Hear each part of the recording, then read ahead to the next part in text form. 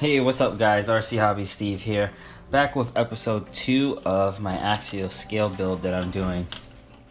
On the workbench I have my chassis, and I just want to run over a couple things that I was able to do this morning to the truck before I headed out to work.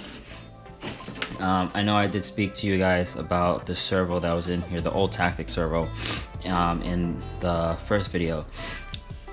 So I was able to remove that and put in the, I think it's a 20 kilogram servo. This is the waterproof one. So I was able to throw that in. And then I also noticed that I needed to change the ends of my links so that way my king shocks can be fully extended and there would be no problem with it being like off balance. So I found some angled tips and changed those out. And now in today's video, basically going to be removing the 35 turn brushed motor from the transmission, throwing in my Rock 412, making sure my solder points are all good, and trying to figure out where my ESC, my Home Hobbies ESC is going to sit. I have to adjust my front interior a little bit more forward, not too forward, so that way the battery still sits perfectly in that little pocket in the middle, in the firewall, and then go from there. I might put the ESC and leave the receiver where it's at and put the ESC where my old ESC was at, but we'll have to see about that. I do apologize for how dark the video may seem. Trying my best to get the best lighting, as I can tell that nothing is showing that well, so doing my best. Alright, so let's get to removing the brushed motor. Now previously this truck did come with a 20 turn axial motor, and I removed that and wanted to try something different, so I went ahead and added the 35 turn. But of course, knowing me, I like my trucks with some wheels, plenty of wheel speed, so I can keep up with how fast I walk. And I like my trucks also with plenty of torque, so that way if I get stuck on something, the truck can fight its way out. Oh, why is the screw stuck? So I went ahead and just removed the censored system I have from my other 10-2 rig, and I'm gonna throw it in here and just use the brush setup in that 10-2 rig. So here we have my Rock 412 motor. So you can see here, this amazing motor. This is a 3100 kV motor, as you can see there. Let's get this out of here. There we go. I haven't had any problems with this motor.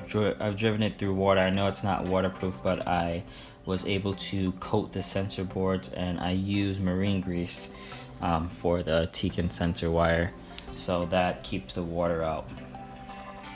So by all means, this is basically my favorite censored motor so far, for the most part. Mainly because I haven't had any of those major problems.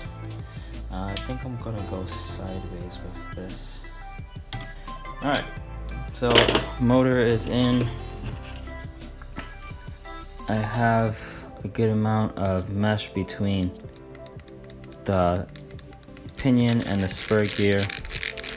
Just have to crank my nut down on the spur gear, because I don't like the truck slipping at all. Alright, so that step is done. Alright, Alright, now I have to see how close or how far I'm gonna need that front cab passenger and driver seat to be, so that I can drill some new holes if need be into the chassis, or use the holes that are already drilled. So basically, here I have my receiver, and ESC would be sitting here. So this would be going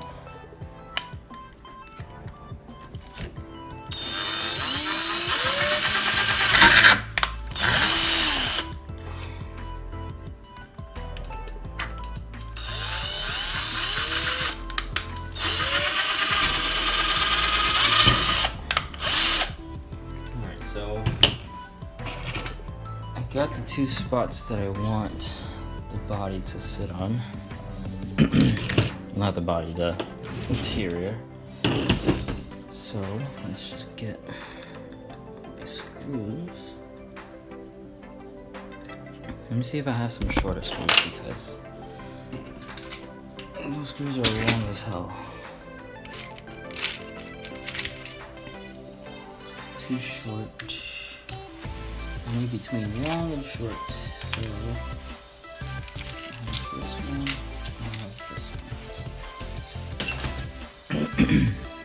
so I'm gonna try this size right here. Hopefully it works. Alright, so now that I got that all seated, I am going to reroute this servo wire. I'm gonna zip tie it so it's nice and short.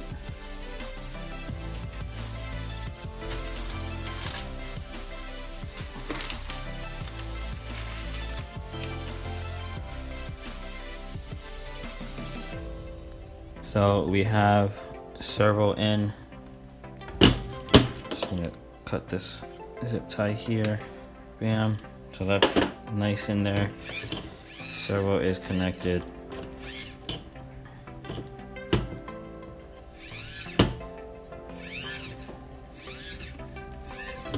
Alright.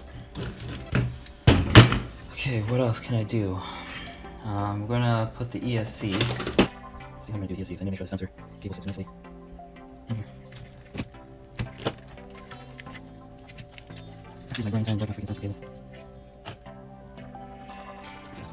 Alright. So I'm gonna get this all figured out and I'll be right back. Alright, so after some trial and error, I finally figured out a decent spot that I'm gonna keep my ESC receiver, and routed my servo wire to a different spot. So just to show you, decided to remove the receiver from the spot it was sitting on right here, and rerouted the receiver to the side of the battery tray right here. I don't know if you guys can see that very well, but it's there. Anyways, it's right here, and then my servo wire goes underneath the battery tray, and my ESC sits right underneath this pocket. This ESC doesn't get hot that much, and I was able to reroute my motor wires to the back, where it's gonna sit nice and snug back here. Sorry about that, my phone is dying. So I was able to get the motor wires out of harm's way, and I do have to get the motor cover back on here so I don't have any interruptions with that. So I just want to do a quick test fitting of how far back. Okay, so I have a decent amount of space between the trunk and the two front seats. So I'm going to try to figure out where, in the next episode, I'm going to figure out where my multi-switch and my 3S battery, my multi-switch and 3S battery is going to sit on this truck. Also, once that's figured out, I need to figure out my front and rear winch. And I think the very last thing that's going to be done is my king shocks. So I am waiting for a friend that I'm following on Instagram. I don't know his name, but I know him as Jeho